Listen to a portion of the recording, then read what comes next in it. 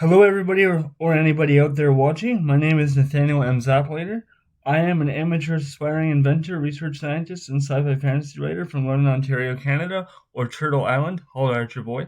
I have spastic cerebral palsy, and if you're watching this is the re-recording for my launch video for my YouTube channel, Symbionics and Sci-Fi, where I'll be talking about my theoretical branch off of biomimicry called Symbionics, in the hopes that maybe some environmental engineering or biomimicry university department or research institute sees and takes interest in my idea and helps me fund it to get some prototypes and some experimentation developed as well. Unfortunately, I lack formal education, aka university, but maybe there's a chance someone will see my ideas and again help me develop them into a prototype or several, given that I have several different invention types. Once again, this is the re-recording because my first recording of this video was a very low audio quality, and I'm working on scripting better and saying and all less. So if I just take the odd break, that'll be just in the form of a breath or me just taking a glass of water to avoid saying and all a lot. But yeah, so eventually I'm going to switch to a different app or piece of software that looks sharper. I just haven't had the time or funds to switch over yet. Probably thinking of Canvas or maybe a different visual design app to make everything look sharper and better. I'm also working on my graphics design skills to better simulate some of my data and statistics. So so this is Symbionics, the missing piece of biomimicry. Here we go.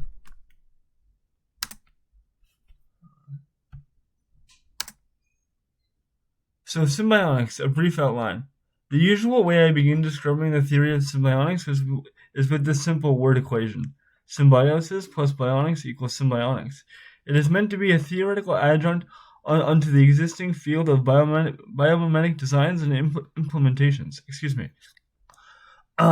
So if you're not familiar, the simplest commonly accepted definition of biomimicry is: biomimicry is learning from and emulating nature's forms, processes, and ecosystems to create more sustainable designs. Source, biomimicry.net/whatisbiomimicry. So that's taken from the Biomimicry Institute website. They're a really good website if you're not familiar with the subject of biomimicry. I definitely recommend the Biomimicry Institute out in Minnesota, USA. So, simply put, it is my theory based on years of research that the same principles underlying biomedical or bionic engineering can be applied to biomimetic and urban ecosystems design or regenerative urban ecosystems design. So if the word equation did not help you, so here's a visual equation of a hippo and the bird that I believe is called the octaker, I believe. So that's an example of symbiosis because the octaker bird, eats the particles and parasites off of the hippopotamus's skin. This is a visual representation of different bionic devices like a pacemaker, a bionic limb in the form of a mechanical prosthetic leg, other biosensors in a bionic hand, as well as a artificial cardiovascular valve. So those are just some examples. So symbiosis plus bionics equals symbionics, as shown there. So theoretical concepts and designs in the following presentation may not be as complex or abstract as they may appear. So I understand that it might seem a little complicated at first, just me explaining this through visual and explaining this visually and through words, but I will get it a little bit more into detail to help you understand. So going back to the simplest definition of biomimicry, biomimicry is learning from and then emulating nature's forms, processes, and ecosystems to create more sustainable designs. So a future definition of symbionics would be: symbionics is learning from and then emulating nature's symbiotic relations or characteristics found between different organisms living cooperatively together, incorporating their behavior, their strategies, their conditions, and functions as found in their native ecosystems. So, as you can see here, I kind of meant for my standard definition of symbionics to reinforce biomimicry's definition of, to reinforce the definition of biomimicry. And so, yes, they're basically Symbionics is meant to reinforce biomimicry, and biomimicry is meant to reinforce symbionics. So let's continue. So, the promise of biomimicry and the threat of the three S's: simple, sexy, and contemporary sustainability. Although biomimicry or biomimetics shows tremendous potential in revolutionizing greener sustainable energy, infrastructure, agriculture, architecture, and manufacturing, etc., there's an unforeseen danger that may creep into the field, preventing it from reaching its full potential. This is what I call the three S's. Simply put, this is simple, sexy, and contemporary sustainability, or contemporary sustainable discourse. In 1997, Dr. Ginny Benius, a biologist, released her seminal work on the theory and practice of biomimicry called Biomimicry: Innovation Inspired by Nature. This book did a tremendous job in popularizing the subject and discipline, despite it not being well known to much of the general population outside of sustainable technology and urban designers. It's not even very well known in many green and sustainable industry circles, as well as obviously environmental policymakers. So, there has been a great amount of work by biomimetic thinkers and designers to show how biomimicry is. There's been a great amount of work done by biomimetic thinkers and designers to use biomimicry to demonstrate the conceptual limitations and implementations of contemporary sustainable design. So what I mean by that, so in the already existing literature of biomimicry, there is a critique of contemporary sustainable design, market practices and implementation, as well as government policy. So I'm going to take a pause here and then read a quote from a transcription by Michael Pollan.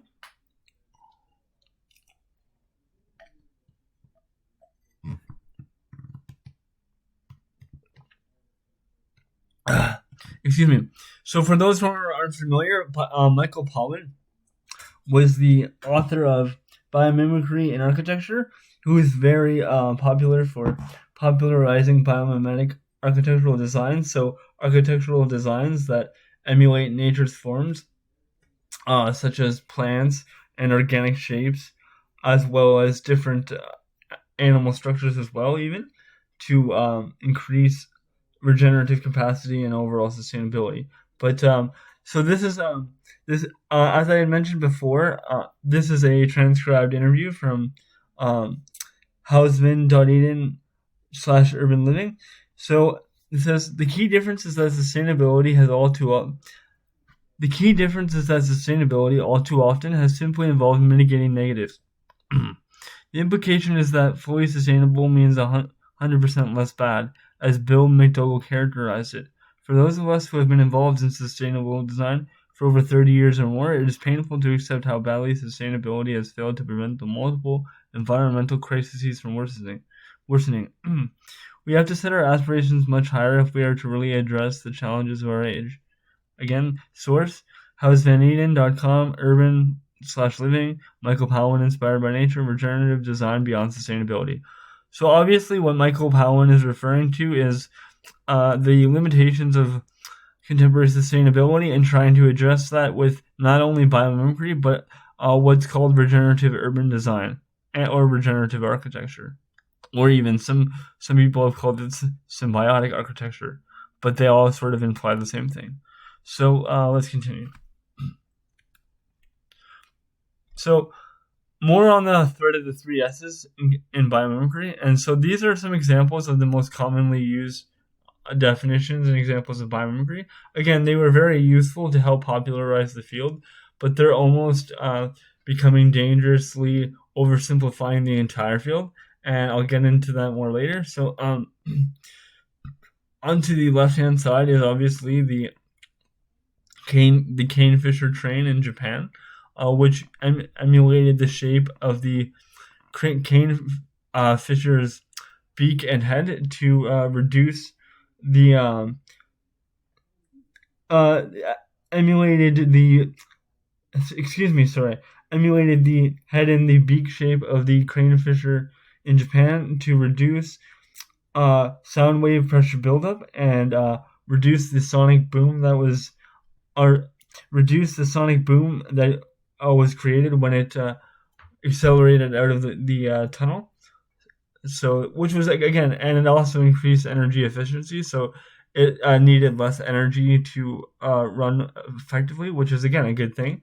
And again, with that said, I just want to clarify there is nothing inherently wrong or bad about these examples, but they demonstrate how simple, sexy, and contemporary sustainable market methods may be running down the potential of biomimicry. So, again, just to give you more examples, this is the Velcro, obviously, German Swiss biologist who studied bears to figure out how they got stuck to his clothing and his dog on long walks. This is the boxfish car that used the shape of the boxfish to increase energy efficiency and speed, and I believe aerodynamics. And this is an example of breathable jeans by denim that are supposedly made out of less toxic material. Again, these are all good, positive examples that have some some negation of environmental degradation, but that doesn't really address the scope and scale of the problem of the socio-ecological crisis that we're dealing with in the form of the sixth mass extinction or biodiversity loss, as well as climate change. So if we're really going to unlock the potential of biomimicry, we need to expand beyond these very useful, but very, I would argue, watered down and anemic examples that are almost relegating biomimicry into a design metaphor rather than a full-on design and engineering practice, which is, I think, what biomimetics really want if we want our field to be established as its own thing. So let's continue. Symbionics. Symbiosis to design beyond metaphor. Often in biomimicry, although relationships between the built environment and natural environments are inferred as symbiotic in the future, beyond a few examples, there is no strategy of biomimicry to design a actual symbiotic relationship or feedback between the natural environments and urban environments. So what I mean by that, there's no specific and I'll get into more of this later in the following slides. There's no specific design strategy as far as I'm aware, and I've read a lot of literature on biomimicry already. There's no specific way to interface the built environment or the natural environment or connect them, if you will. But there is one example by my favorite biomimetic researcher out of New Zealand that does come close to what I am kind of going for, and I like how her designs and her research kind of parallels my own thinking. So this is and pardon my bastardization of Maori. I'm not very good at pronouncing the Polynesian languages. So the Tiakore Wona Maori Community Center in Wellington, New Zealand, is the only symbiotic living building structure so far to emerge out of biomimicry, designed and constructed with the assistance of Dr. Mayabert Pazensari and others, envisioned and designed and constructed with the synthesis of circular economics and zero-waste strategies of biomimetic and living architecture, as well as indigenous Maori conceptions and practices around ecological human relationships. So more on that, actually. So a very, very important implementation strategy for not just biomimicry, but symbiotics in the future would be to work with indigenous communities. So in my context, I live in Turtle Island, or so-called Canada, so I would work with the local, the tribes in what's called Ontario. So that would be the Haudenosaunee, the Haudenosaunee, the Wendat, and some of the Iroquois Confederacy nations who have a lot better knowledge of the local ecology environment in Canada and have passed down that knowledge for generations, as well as the fact that they don't make a separation between humans and the environment the way that modern Western science has done ever since the Renaissance and the establishment of natural philosophy in Europe, and as well as with Newtonian traditional Newtonian materialism, as well as obviously Cartesian dualism. But I can get more into that later, which separates subject and object, which also obviously created a conceptual a conceptual divide between humanity and nature, the way it created a conceptual divide between the mind and the body, and the subject and the object. But again, I'll go into more of that later. So again, this is one great example, the Tia Kora Wera Maori Community Center in Wellington, New Zealand. I believe they have already received several ecological indications of improved surrounding soil, air, and water quality, as well as not needing any non-toxic material to fix or repair any of the building's components or layers, so which is a very impressive feat. So again, my strategy for SYMBIONICS for architecture and the built environment would obviously build off of these successful strategies that are already working. So let's continue. So SYMBIONICS, prior conception of contemporary sustainability and green energy versus biomimicry and SYMBIONICS. So sustainability has tended to be very anthropocentric, and we now know that we need to adopt a planetary perspective that acknowledges the interconnectedness of all life forms. Other living things, Another thing is that sustainability has all too often been framed about being less bad, about trying to mitigate negatives. It has now become very clear that it's not going to be enough. We need to go beyond that. We need to find ways to get into a more positive realm in which we have a regenerative effect on ecosystems in our communities, and really aim at delivering a net positive impact across the whole range of issues. Michael Powan. Again, that's another excerpt from one of Michael Powan's interviews, specifically from a blog he wrote in called the article is called "Sustainability is Not Enough" from blogshub.org. So again, I'm going to make a brief list of some of the most important, but not all, conceptual and technical limitations of contemporary sustainability and green energy, and begin to unpack how we can address them with not only biomimicry but SYMBIONICS. So often developed unconsciously in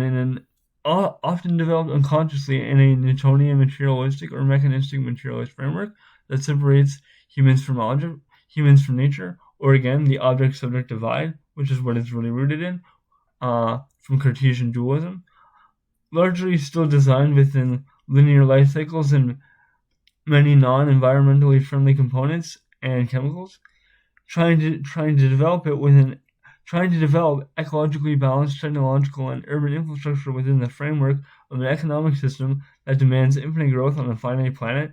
That quote by David Attenborough always comes to mind. Anyone who believes in infinite growth on a finite planet is either insane or an economist. I always kind of like that quote. It's a little bit of truism at this point, but I still think it captures the kind of insanity of how much we've internalized that logic. And again, essentially turning greenwash or green graft, a linear, endlessly expansive and energy-intensive economic system conceptualized in the 18th century before the advent of the biological sciences and the ecological sciences.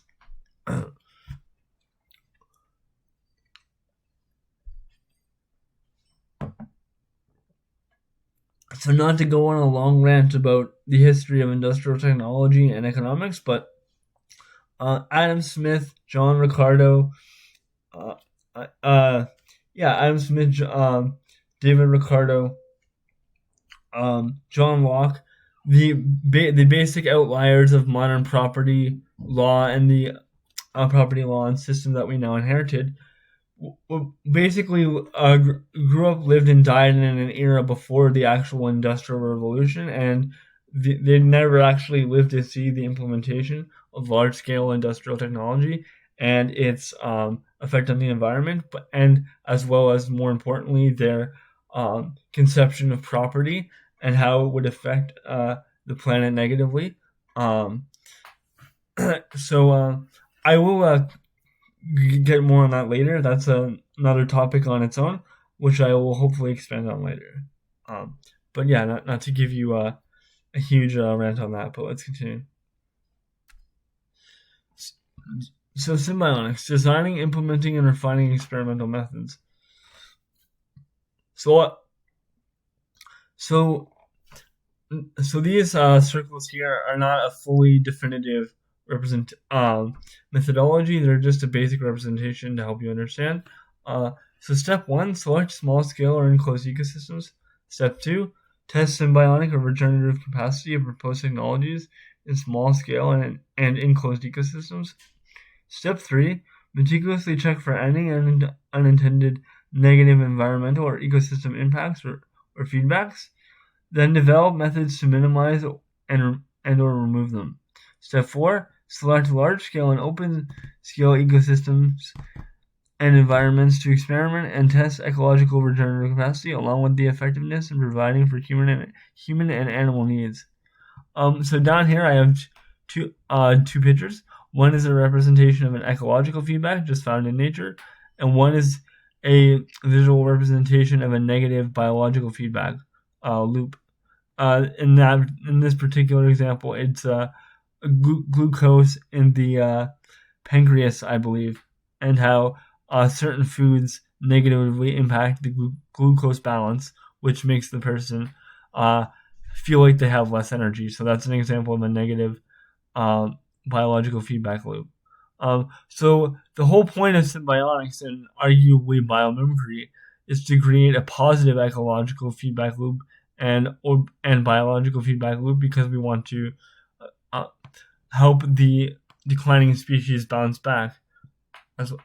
So again, begin and develop physical prototypes. Begin experimentation in smaller, then gradually larger enclosed ecosystems.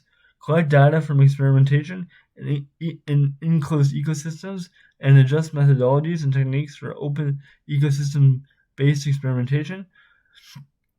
Try to minimize any negative environmental impact.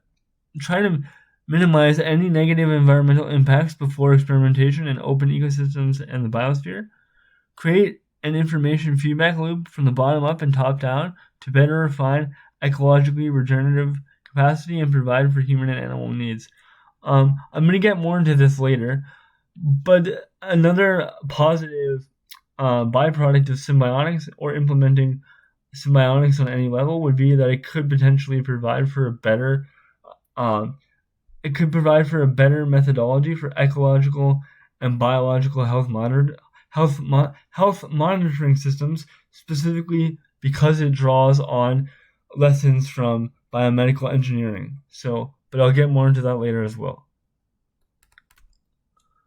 So I took part in the online Biomimicry Commons course. They're a really great online course. I would recommend anyone who wants to get familiar with biomimicry to take them if they're already in a field of engineering or ecology that they want to deal positively with the environment. I would recommend them if you're in Canada. They can be a bit pricey, but if you can afford it, I would recommend it. So these are both hand-drawn representations and AI-generated representations of two of my inventions. One called the Laboratory, which is a multi-energy grid system and ecological restoration device infrastructure in the shape of a bionic tree, obviously. And the one on the right-hand side is what I call the Triton Ocean Guard drone hive mind. So again, before I continue, I always like to remind people that my AI-generated images are just basic visual representations to help you understand. They're not the definitive representation or schematic or blueprint or design of what I would want my inventions to look like or even function. So yeah. So I'll get more into the Laboratory and Triton Ocean Guard system in the next slides. So symbiotics, symbiotic ecobionics, and design fictions. So more on the Laboratory and Laboratory network. So basically, as I mentioned before, it is a bionic tree that's meant to be an energy grid system and eco restoration device and eco restoration network. It's meant to exist both in the built environment and natural environment. As you can see here, on this picture here, on the AI generated image of the lobar tree on the right hand side, it is seen as coexisting with trees in a natural forest, which is ideal because I would want it to, because that would be the ultimate proof that it has a positive ecological effect if it can regenerate the soil, air, and water around natural trees and not disrupt the health of the natural trees. On the further right hand side, I really like this picture because it shows a lobar tree design in the middle of a city square with other trees, like in a natural park. And again, another representation of the lobar tree in a natural park with people and forests and even birds, which is really awesome. Its power source, as I mentioned, is a multi-energy input system. So that means it runs off of multiple energy systems to make up for the lack of collectible energy in certain times of the day and in certain types of thermogeochemically active areas. It runs off solar energy, artificial photosynthesis, and if I can get it to have a natural biophilic layer to prevent the animals and insects that live in the forest from damaging the bionic and soft robotic components, that would be awesome, because then I could get it to run off of both artificial and natural photosynthesis. Excuse me. At the bottom, you can see here are two water tanks. One is cold water, one is hot water, representing hydrogeothermal energy. And here are bionic leaves representing artificial photosynthesis. Excuse me. Artificial photosynthesis. Oh god, I know how to say that. Excuse me. So yeah, and I almost forgot. And up at the top is a geodesic, a gyroscopic wind power. So basically, for those of you who don't know, wind turbines create sound pressure waves, which are harmful to most birds and insects, especially in natural areas or even just rural areas. So that's why I went with a gyroscope design. If it was augmented with a small engine, a small solar battery engine, or just a small series of magnets, it could easily, I would be willing to bet that it could easily generate more wind energy than your average turbine. But I could be wrong about that. I need more experimentation to verify that. But I would honestly be willing to bet that a simple solar-powered battery wind gyroscope or a simple magnetic-assisted gyroscope on a windy day could already generate more wind energy than most standard wind turbine designs. But anyway, so open and experimental methods for the lobar tree and lobar tree network. Again, so emphasis on both enclosed and open ecosystems. Again, enclosed before open. So for enclosed ecosystems, we have biodomes, geodesic domes, greenhouses, enclosed plots of land, enclosed ecosystems, built environments, be it cities or towns, adjacent to small forested areas or green and blue infrastructure, or existing natural parks. Open spaces, small patches of forest, or open ecosystems.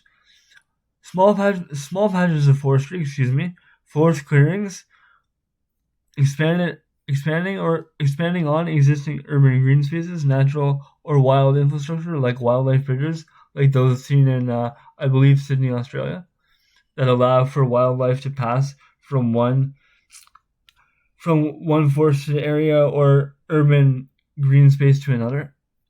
So let's continue. So more on open and closed experimentation for the lobar tree. So these are visual representation of both for the enclosed and open experimentation. So these are biodomes in a greenhouse. So these are relatively cost-effective ways to already start enclosed ecosystem experimentation. On the right-hand side, that would be the more pricier option down the road, but that's fine because that's for larger scale experimentation anyway, and I prefer to start on a smaller scale because that's how, using a biomimetic lens, that is how nature does test its own evolutionary directions. Is small scale and then building its way up from the top down.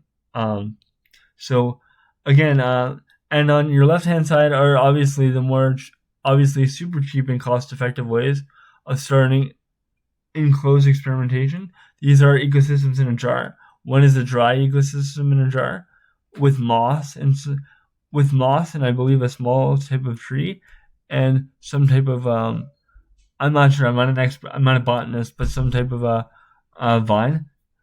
And I believe the bottom is a enclosed ecosystem in a jar that is an aquatic ecosystem. I believe that's seaweed or some type of lily pad ponds. It's not really clear from the photo because it's a little dark, but I believe it's some type of water vine as well. So anyway, so advantages to experimenting in enclosed ecosystems is twofold. So it allows you to test ecologically regenerative capacity on small scale ecosystems and allows to test for technical effectiveness and in the adjusting of methods and techniques. Prevents the possible spread of any biological, organic, genetic, or biodiversity contamination. So again, that's why I prefer to start on a small scale and enclosed environment first to prevent the biological or organic contamination as well as biodiversity damage that could accrue. So let me continue.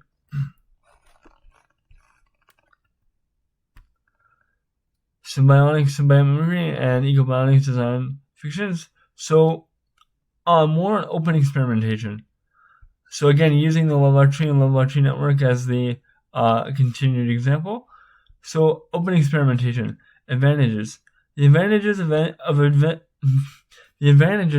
eventually experimenting in open ecological and urban environments. One, it allows you to test it allows for the ability to test for regenerative and it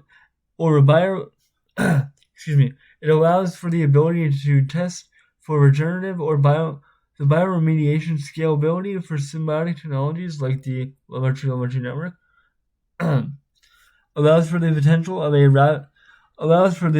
of rapid ecologically based retrofitting and then integrating the technological or urban infrastructures into local and then global ecosystems by expanding out from already existing natural parks and urban and green blue spaces and eco-industrial parks. So these are some visual representations. As I mentioned before, a forest clearing adjacent to a healthy forest would be a perfect site to test an early laboratory prototype. I had thought of specifically a tree stump with a half-size laboratory to test the regenerative capacity on a tree stump so that I don't risk damaging a fully healthy tree in its natural environment. And seeing if any trees that are planted nearby could grow better with the laboratory planted in the soil, and if it actually improves the soil, air and water quality, and eventually allows for the coexistence with natural trees, and collecting the data on that as well. So, and here, for a mobility context, because I'm disabled in a wheelchair, so this is a wheelchair nature path or a bike path. That would be ideal for someone like me in a field job to go out into the field. Here's a natural park and an urban green and blue space. Obviously, expanding out from natural parks and urban blue and green spaces allows for a way for us to quickly build out, regenerate ecosystems by building out from those spaces and retrofitting pre-existing buildings, because the majority of biomimetics already believes that we can't rebuild everything from the ground up. It's actually better to ecologically retrofit existing buildings and infrastructure. And at the bottom here is one of the most successful implementations so far of an eco-industrial park in Seoul, South Korea, there's obviously a large amount of green space in the middle of the city, as well as rivers and ponds flowing through it. So, and obviously this allows for insects, bugs, and small animals to live in the middle of a city, which is quite remarkable. So if we just built out from spaces like this and did future planning for cities to build out from existing natural parks, blue and green infrastructure, and eco-industrial parks, again, this would allow for what I would argue rapid mitigation of climate change, considering cities and built environments are the largest contributor to climate change because of constructed materials such as concrete, which absorb heat, and typically modern cities lack a lot of green spaces, which would actually provide for more shading and would cool cities by a significant degree if we had more green spaces and trees, and we planned for more natural green spaces and trees. But this would also provide for a future means to, for what I call integrating the techno and urban sphere into the natural sphere, and therefore creating an ecological niche. But I'll get into more of that later. So enough on the Love Our Tree and Love Our Tree network.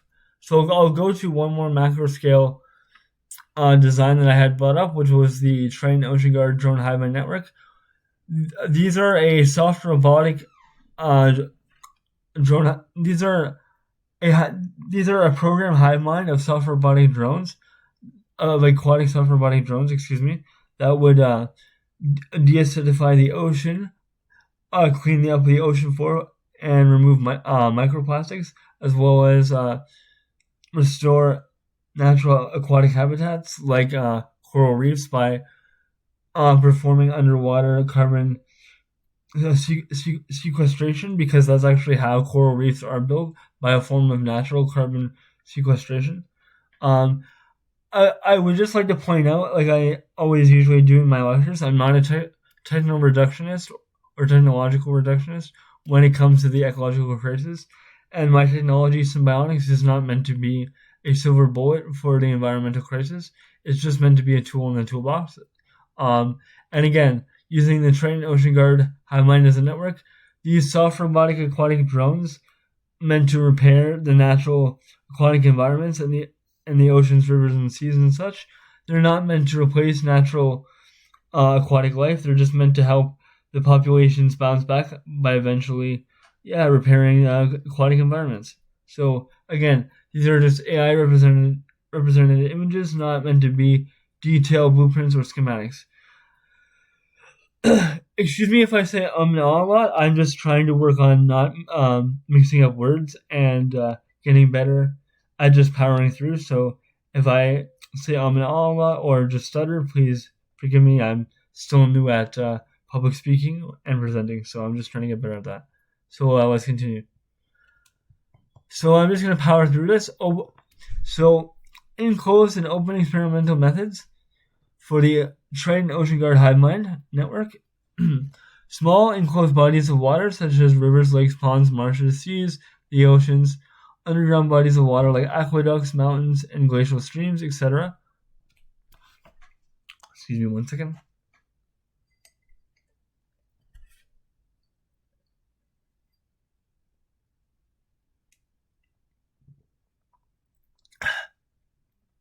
Enclosed aquatic ecosystems,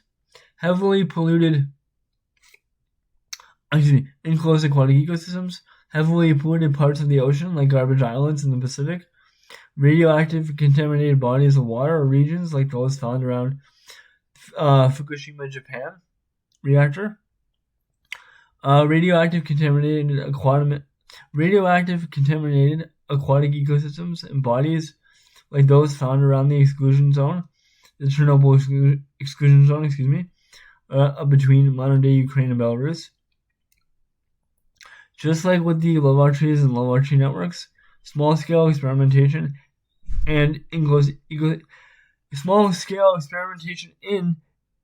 ecosystems, should be thoroughly utilized to avoid environmental contamination and unintended ecological responses or feedbacks. So again, this is why I stress enclosed small-scale ecosystem experimentation to avoid damaging the already fragile macro ecosystems of the planet. So let's continue.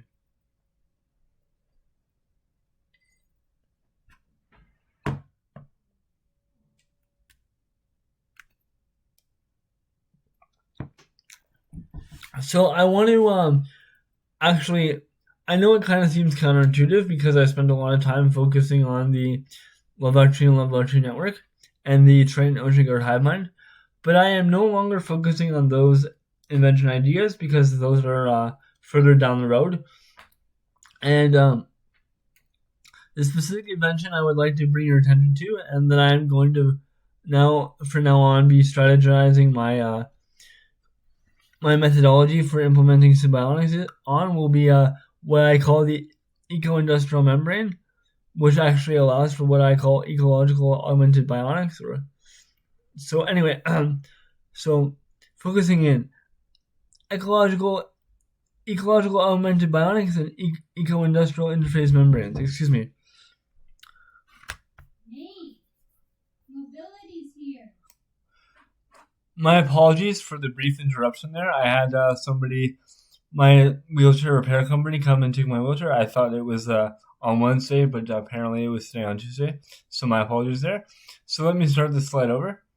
So as I had said in the title slide, SYMBIONICS, the missing piece of biomimicry. It's obviously implied that although biomimicry is great and has a lot of potential, there's obviously a missing piece, or it is at least an incomplete picture. So what is the missing piece or pieces? What is the missing piece or pieces that SYMBIONICS offers to biomimicry anyway?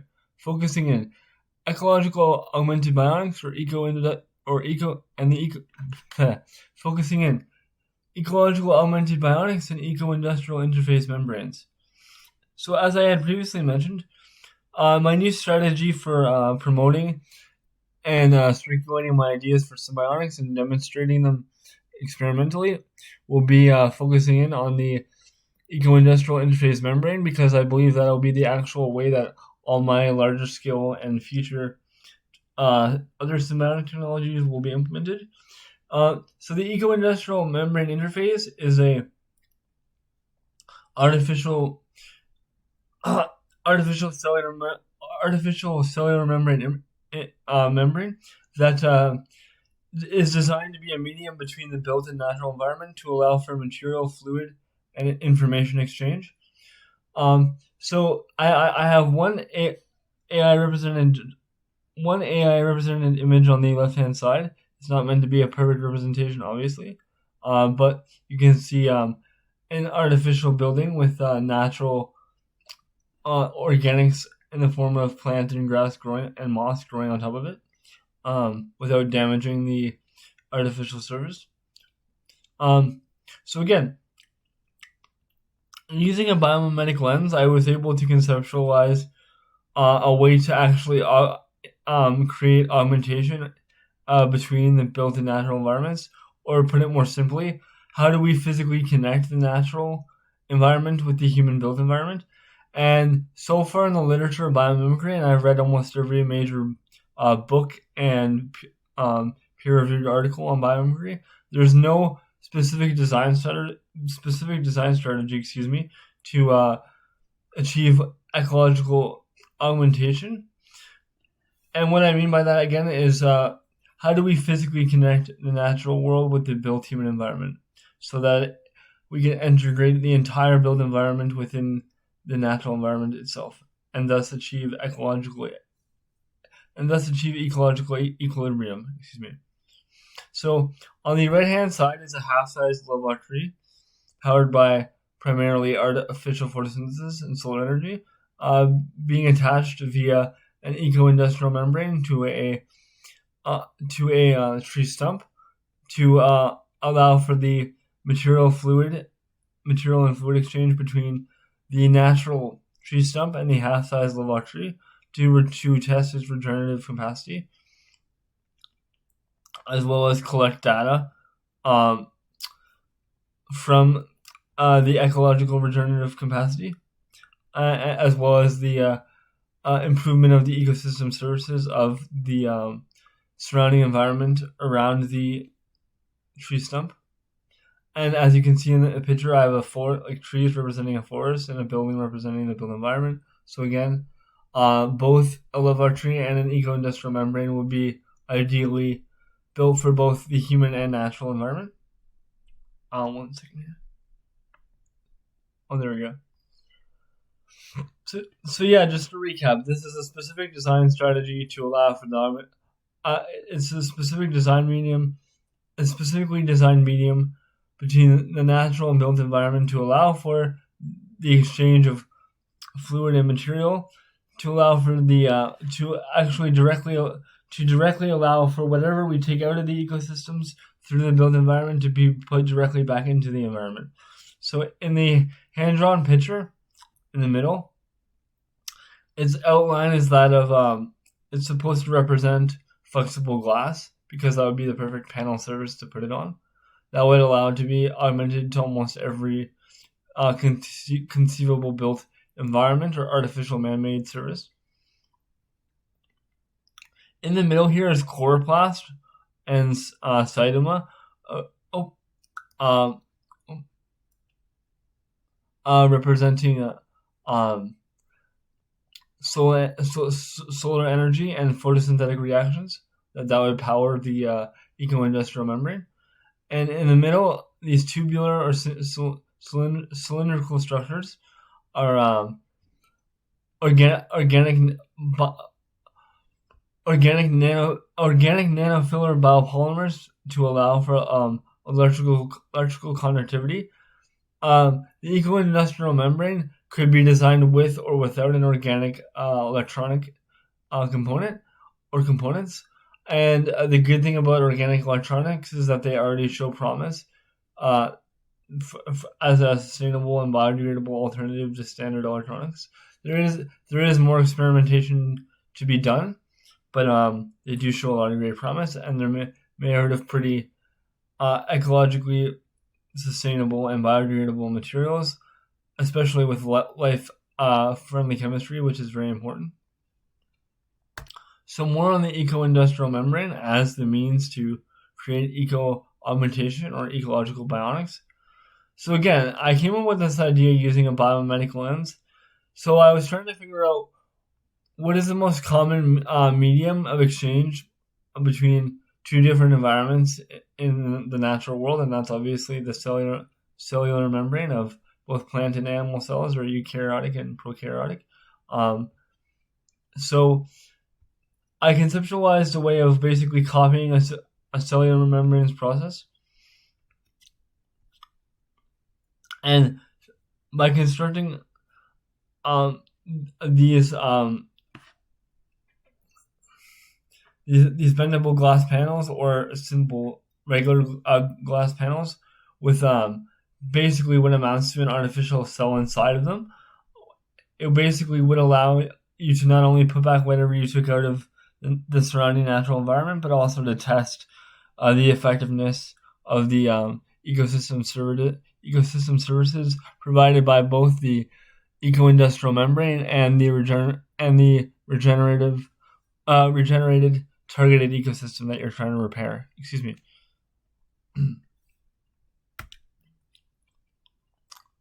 So again, I'm currently prioritizing the development of the eco-industrial membrane interface as the cornerstone of Symbionics, because eco-augmentation is what will allow for actual direct symbiosis between advanced technological and architectural systems, and will allow them to reintegrate fully into the biosphere and macro ecological systems and micro ecological systems, I believe. And again, so an eco-industrial membrane interface would be built out of natural... Oh, 1 second here. So again,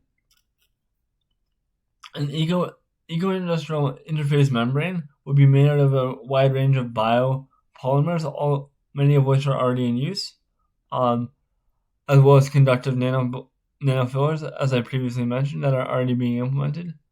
Oh, I will stop doing that. one second. So over here are organic nanofillers, organic and inorganic. So you have carbon fillers, metallic, clay, metal oxides, polymer natural. Again, I'll stop doing that. Over here, one component of the eco-industrial membrane interface would be a basic biosensor that would allow you to monitor it on a computer inside of a laboratory or in the natural environment with a simple Wi-Fi connection. And again, its primary power source would hopefully be natural and artificial photosynthesis to make up for the lack of available solar energy in the day, and as well as generally artificial and natural photosynthesis are already proving to be more effective ways of utilizing the sun's energy than standard solar energy. There's still a little bit of engineering challenges to overcome to implementing artificial photosynthesis on a large scale, but I believe that we're getting close to overcoming that. There's already been breakthroughs with bionic leaf technology developed by Julian and Vincent in Italy and other scientists as well. There's actually several design strategies for artificial photosynthesis. I couldn't even mention them all here. But again, having an inner biophilic layer would allow for the potential for natural photosynthesis as well to power the eco-industrial membrane. So again, both. So again, the basic components: existing industrial biopolymers, conductive nanofillers, a basic biosensor system that allows for computer monitoring and data analytics. And let's continue. So more on what Symbionics offers to biomimicry. So ultimately, humanity's current macro socio-ecological crisis is the result of the incompatibility of 20th century and early 21st centuries urban infrastructure design and economics. Put in another way, focusing in on our cities specifically, because the bulk of the human population now lives in them globally. Modern human cities exceed their ecological capacity because they do not fulfill an ecological niche function. Sorry, that says needs function. That should say niche function. My apologies. They do not fill an overall ecological niche function in the greater surrounding ecosystem or biosphere.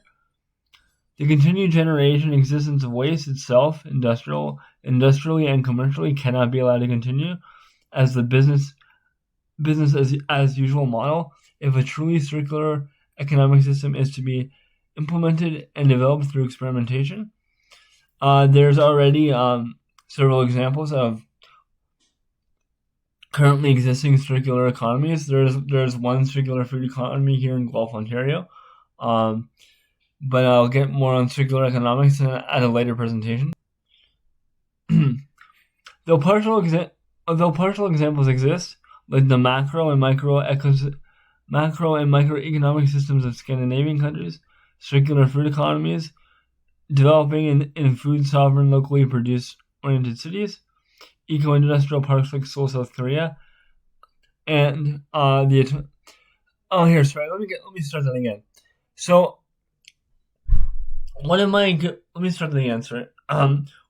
biggest critiques so far of contemporary biomimicry, as I've been interacting with specialists in the field, is that even though there's already a large amount of critique of basically capitalism in biomimicry without saying the words capitalism, and more specifically linear economics, there's already a recognition and an imperative to go beyond the business as usual model or even the business model itself. Because again, modern capitalism, whether industrial or financial, requires newly created markets and infinite growth to keep sustaining itself. So alternatives to the business-oriented model of biomimicry and thus symbiotics could be food sovereign and locally produced oriented cities. There are already many cities in the municipality and city movement against climate change that are acting on their own without their federal governments, that are trying to produce locally produced food sovereignty to reduce dependency on long food chains, which reduces negative ecological degradation of the oceans. So so here are some models that go beyond the usual business model or business consultancy model of contemporary biomimicry sustainability, and one that should be incorporated into a future science of symbiotics. So maybe some non-linear capitalist models could be the autonomous administration of Northeast Syria, where they're experimenting with a democratic and federalist direct democracy that allows for decision making at every level to go from the bottom up and straight. So it goes straight from the direct democratic assembly structures all the way up to the representative structures. But the representative structures are not. Excuse me. The grassroots direct democratic assembly structures are not subordinate to the representative structures at the top. It's actually the other way around. The representative structures at the top, or the delegates, are completely subordinate to the direct democratic councils and assemblies from the bottom up. So that's a potential way to better implement biomimicry, biomimetic design, and thus symbiotics. Other non-capitalist or linear economic models include worker cooperatives like Mondragon in Spain, Cooperation Jackson, and Cooperation Tulsa in the United States, and Quecoasola in Venezuela, which is a confederation of horizontally organized worker cooperatives that work without hierarchy in the workplace, that have existed for over 30 years, and now they're one of the biggest producers in all of Venezuela, and that have helped Venezuela through its economic contractions through the sanctions regime imposed by the United States and the World Trade Organization. So they are one of the oldest successful examples, a 30-year example of a horizontally non-hierarchical organized federation of worker cooperatives that could help us transition to a more symbiotic and biomimetic circular economic productive and manufacturing system. So let's continue. I also just want to say before I keep going, if you find my voice annoying and too hard to keep up with, just put me on mute and just read the slides as I go along. I'm pretty sure you could figure out what I'm waiting for.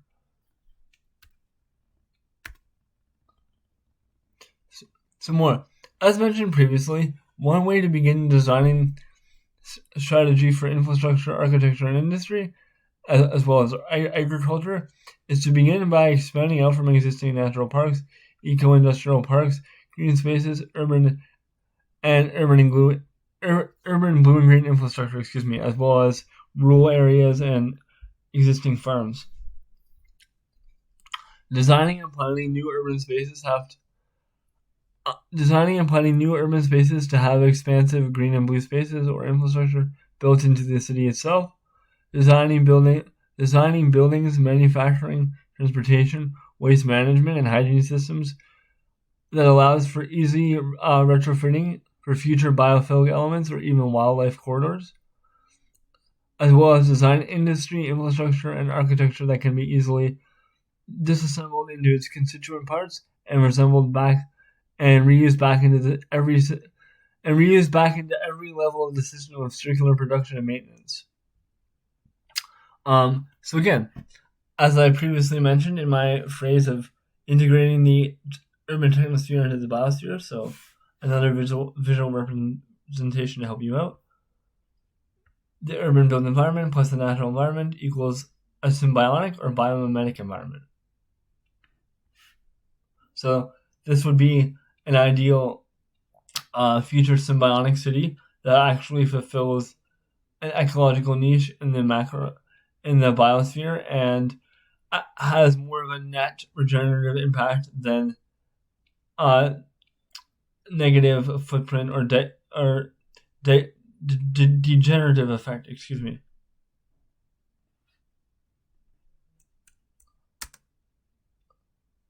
So let's go full circle. Actually, I apologize for that. That'll probably be the last time I accidentally hit the wrong key. So what is the missing piece or pieces that Symbiotics offers to biomimicry anyway? So let's go full circle. Without the ability to have some means of augmentation or direct connectivity between the man-made or human-built environment and its respective surrounding natural environments, biomimicry as an engineering practice and design strategy for all its ecological human interaction may end up with following the same less bad paradigm as identified by biomimetics Dr. Michael Powan and Dr. Julian Vincent, what they identified as the conventional sustainable energy architecture and design paradigm. So the scientific engineering and design literature of biomimicry, so in the scientific engineering and design literature of biomimicry, the term symbiosis, though often implied or deferred, is often relegated to a metaphor because there is no specific set or set of specific design strategies to actually beyond some limited examples of so-called symbiotic architecture. Yet there are many examples of symbiotic architecture that currently exist that have only achieved a partial or piecemeal form of symbiotic relationship between its built or natural environment or environments, or only have a piecemeal regenerative effect on their natural environment. Or put more simply, again, I want to stress that so far in both contemporary sustainability and biomimicry, the one thing they both have in common is that neither fields have figured out a way to directly implement or connect the natural world with the built environment. So again, this is one key point I want to keep driving home. So there's for such a lack of a medium between the built and natural environments. Such a lack of a medium between the built and natural environments could deprive environmental engineers, ecologists, nature conservationists, and other biomimetics the means to create more acute, accurate, and real-time ecological and biosphere health. So again, as I stressed before, the eco-industrial membrane and other means that I will create for eco-industrial or eco-bionic interface could allow for more accurate and acute ecological health monitoring systems and biological monitoring systems, because it actually allows you to measure the exact rate of regeneration or degradation between the natural and built environment, because there's a physical means to actually connect the two back and forth. So again, such a lack of a medium between the built and natural environment could deprive environmental engineers, ecologists, nature conservationists, and other biomimetics the means to collect more accurate, acute, and real-time ecological and biosphere monitoring health, as well as overall improvements in human physical and psychological well-being, and this new proposed symbiotics enhanced biomimicry design engineering lens. And that even applies in just regular biomimetic and sustainable design schemes. It's like without more acute and accurate real-time ways to monitor our regenerative capacity of the ecosystem services in real time, we might not be able to catch a negative ecological feedback loop or response before we would like to, or before it's too late. So that would be a major advantage to eco-industrial membrane interfaces. So back to the basic definition. Symbiotics is an engineering design methodology for achieving technical symbiosis for bionics. It's not that complicated. If ants and bees can figure it out, why can't we or you? So what I mean by that is there's obviously arguments about population and carrying capacity, and that the Earth can't sustain 8 billion humans, and that's probably true the way that our civilization runs. The planet can't sustain 8 billion humans, but the combined populations of non-endangered bees and ants, or at least the combined populations of bees and ants before the sixth mass extinction and some of their endangerment, easily exceeds that of the human population, especially ants. I believe ants still make up more than 20% of all biomass on Earth, so they outnumber us something like 1.5 million to 1, even with our 8 billion humans living the way we do, and they fully occupy a ecological niche. So that would be our future model and our future teachers, obviously. So let's continue. So recap. Symbiotics is a proposed science of environmental engineering to augment connections between the built in natural environments as well as organic and inorganic systems or surfaces in the broader context of biomimicry. Biomimicry is the study of natural systems and organisms that translate into design, inspiration inspired by nature. So therefore, symbiotics is the study of symbiotic relationships between different organisms in nature to translate their specific characteristics or dynamics into the design of energy, infrastructure, architecture, agriculture, industry, manufacturing, information technology, waste management, etc. Or basically, symbiotics utilizes the same principles that underlie the engineering and maintenance of bionic limbs or biomedical implants. So, let me start that again. So basically, the same underlying principles that underlie the engineering and maintenance of bionic prosthetics and limbs or biomedical implants can be applied to the urban and built environments to create ecological symbiosis within the surrounding natural environments. So again, a bionic limb, a symbiotic relation found in nature between an alligator and some type of African crane. So bionics plus symbiosis equals symbiotics. A visual representation to help you out. So yeah. So please excuse my odd and word mix up and the few times I had to stop there to pause. Hopefully I will get to a point where I can start doing sci-fi fantasy reviews as well. My entire goal of this channel is to hopefully get my invention concept out there to biomimetic specialists or environmental engineers or ecologists to get them interested.